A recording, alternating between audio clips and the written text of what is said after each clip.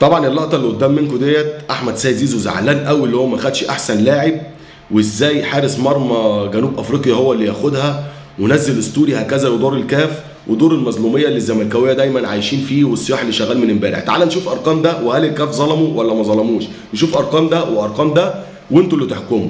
حارس المرمى لعب في كاس افريقيا 7 ماتشات، دخل مرماه هدفين، عمل 5 كلين شيت، تصدى ل 20 تصدي، 11 داخل المنطقه و9 خارج المنطقه، تصدى ل6 ركلات ترجيح، وخد افضل حارس مرمى في البطوله. ده على مستوى المنتخب. على مستوى فريقه، فريق سان داونز، لعب 24 مباراه، 12 كلين شيت، ودخل مرماه 12 هدف، وتصدى ل4 ركلات ترجيح، وتوج بالدوري الجنوب افريقي. طب تعال نشوف ارقام احمد سيد زيزو مع الزمالك.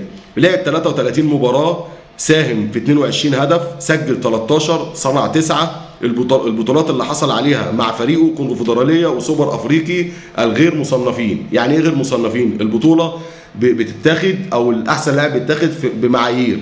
انت عملت ايه في البطوله الاقوى؟ البطوله الاقوى اللي هي دوري ابطال افريقيا او الدوري العام، انت ولا حصلت على دي ولا حصلت على دي. زعلان ليه؟ طب تعال نشوف ارقام الشحات.